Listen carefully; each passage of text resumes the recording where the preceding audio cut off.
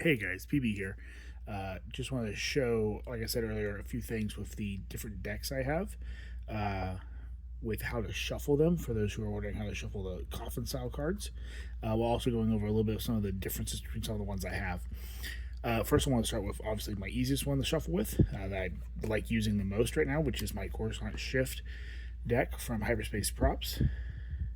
It is the 62 card deck with gold and silver to denote different colors, and easier to read and understand face cards, which those are 9 and 10 respectively there, with silver being your negatives and gold being your positives, as well as having two uniquely different Cylops. Where are they at? There you go. With a all black Cylop, and I want to say the other one is actually a lighter version of it's a black and gold compared to the black and silver. So you can still do this with Kessel as well as Spike and Shift, just like any other 62 card Sabacc deck, which normally you use the Shift dice on, which these are my ones from my Coruscant Shift from the Halcyon, which we'll go over that one in a minute as well. I don't love that one at all as a deck. Dice are okay on the mat. They have a little bounce to them. They roll a little weirdly. Don't love them. My favorite ones are the ones from 4.5 Cantina. Trevor Bartlett's Cantina. Great job. Also does the scrimmage mat and rules, which have some great stuff to them as well. But I really like the way his standard dice, both Spike and Shift style, come out. They roll really well on mats and on tables, and are really easy to see. That's my favorite part. These are really clear to be able to tell what you rolled in almost any lighting condition except pure blackness and brightest day. But back to the shuffling. The Shift deck from Hyperspace Props, again, looks great, feels great, and it's also a quarter the size of the standard deck from Disney. Either deck, really, are both thicker than this one, and even the cards are individually. It's a little hard to see on the video, but the cards are super thick and hard to work with, whereas these are a decent size, very decent card size. What I do, you can easily do a standard riffle shuffle, which I just hold on the side there. Adjust camera here. Okay. All right. I'll edit that out in post.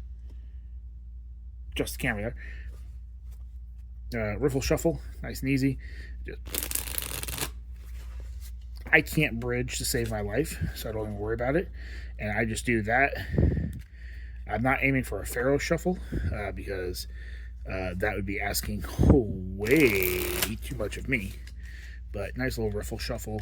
And then I always give it a couple quick, I think these are called overhand. Goodness. I'm at a bad angle for the camera too, so sometimes I'll just do this one. I try to keep them as face down as I can, try not to flick them out. Just keep shuffling. Throw a few of those in. And I'm happy with that shuffle. And that one's done. The same thing with the official from Disney GE deck. I hate this one. It's hard to read. You have to learn the faces, so it's impossible to teach. Or it's not impossible, but it's not my favorite to teach. And people have to learn how to count. And I've played with too many people who just apparently can't count and do math in my real life. Love them, love all of them, but too many people I know who just they can't subsidize. They can't look at something and know how many it is. Like I have this, I can do this 5, but like if I'm looking at multiple, I can't count. I have to physically count everything. Whereas just straight numbers, I feel a little less stupid trying to count up my numbers when I'm doing it. Like I said, thicker deck, thicker cards, and they fold. They are really hard to flex at all in the riffle, and it actually takes a little bit of force to do. And then they're really tight to get the bridge back together. These probably would work great for bridging for people who can do it, but my wife can, and she does not love shuffling with this deck either. And again, it's thick, holds up really well, a little bit more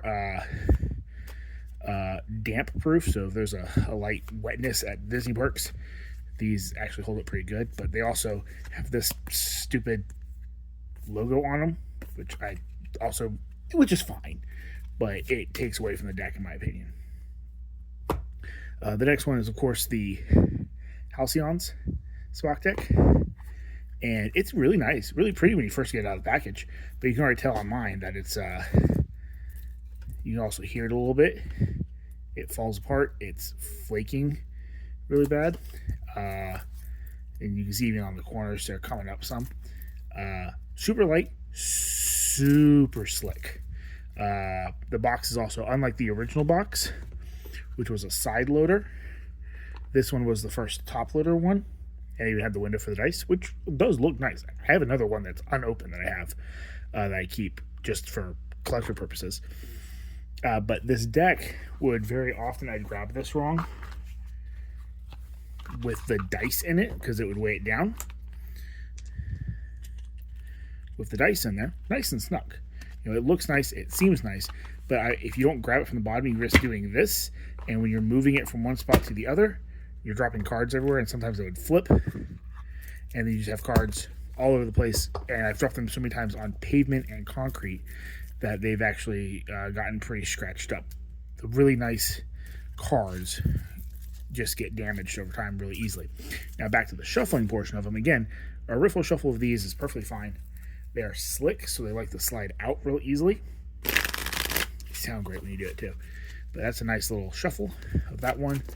And when I'm getting fast, like I am now, I kind of do a little more. I believe this is called, I looked them up earlier so I can use the right terminology. I want to say this is either just the overhand or the Asian, but I can't remember which one's which. I kind of do a little hand mix of both. And this is just me just trying to, I chat and I teach and I say stuff while I shuffle with people who haven't played before or with people who have. See, I almost lost that all there. With people I have played with before, you know, I'm just chatting, so all good. But this is not for the price. You're not going to get this one new and wrapped for less than $130 right now, because the Halcyon's no longer around and they no longer sell them. But they do sound great. They look good. They just don't hold up to regular play, even rough play. The last deck of the coffin-shaped ones I wanted to go over, well, not coffin, but the hex shape, is the Kessel deck. Kessel deck is, of course, two. This is the Coaxium and Spice deck from Hyperspace Props again. They're the first ones that put this one out, and I was able to get it. Very happy with that. Sand deck, or Spice, Coaxium, just like in Outlaws. Real easy to read and understand once you know them. Great numbering system that feels intuitive. So like 4 and 5, it just feels right to look at, because especially when you see the 6, oh, that's 6. If you can count Roman numerals, you've got this. And you really just need to memorize which symbols which, because you're just trying to match. Psylocks look good, and the colors are very, while muted and dark, they look good and contrast each other really well. So it's a nice deck if you're in America and you want one that you don't have to pay a lot of shipping on right now. I suggest the Kessel deck. I would definitely get, personally, the Shift deck instead of the Shift tokens, because tokens are nice. I've got a couple of them, but I prefer having the cards so you get more for your buck. You would not shuffle these together. There are only 22 cards compared to the 62 the other three have. What I do with these, because there's only 22 cards, it is hard to split this in half in any way, shape, or form that you feel like you've got any real grip on it. Like, you can tell those are not the same size, and there's just nothing there. Just I just do several quick overhand shuffles, and just try to get them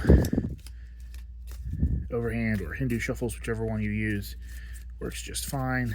I just try to shuffle them up and always do try and get one quick switch up. Oh no, see, that went all the criff on me. But shuffle as much as you can, and then of course deal them out. Boom, dealt. Good to go. For those who are wondering, I believe Hyperspace does their set. You can either order the cards by themselves or also order them with the dice that you need for the game. Of course, Kessel uses the shift die, as does standard 62 card Spike, and current classic play using a classic deck. And then those are the weighted ones. I have another set there hiding. We just did a game day. I don't know where I put them. Where did I put those cards, though? That's the next question I have for myself. But the coffin boxes from Hyperspace Props all come as top load ones. They are very tight. One thing you want to not do with these is do not put them together like this, because you'll have a hard time getting enough leverage to pull it out without cards or dice inside of them. Don't close it up empty. It's a bit of a pain. Not a huge deal, but it is a bit of a pain. I don't keep those dice in this one anymore. I forgot that was over there. I've made a mess, but drop those in there. The other thing I will show off today, because I like showing off a little bit, just get everything put away here, is my Oracle deck from Multiverse Exports. Absolutely love this. Great work by Rick here with some great designs. And I use this for fun. I have an Oracle character. He's a Falleen that you can follow on Blue Sky. At Sabacc Oracle Blue Sky. But he will do little 3-card readings for people once a week. Just drop some cards out and tell you what it means. That's good. That's good. That's okay. That's okay. Boom. Very nice. I do more detailed readings when I'm not rushing myself. But nice little deck, Multiverse Soul. I believe Rick is also working on a coffin style of this deck. But this is a 76 card deck, I want to say. That's very different from these and can be used for classic, but isn't quite the same as the ones everyone else uses. Though Multiversal does have that one as well. If you're in England or the UK or any of the great option, Multiversal for your Sabacc needs. And the only other stuff I have is the Hintaro stuff, but I'm not going to go into that because I still don't know how to play this game. But that's how I shuffle these decks. They're really easy once you get the hang of it. You know, it will take a little bit of practice. But instead of cornering them, just trying to get them edge to edge. And it'll work pretty well. You'll get a good shuffle. If you guys have questions, feel free to tag me.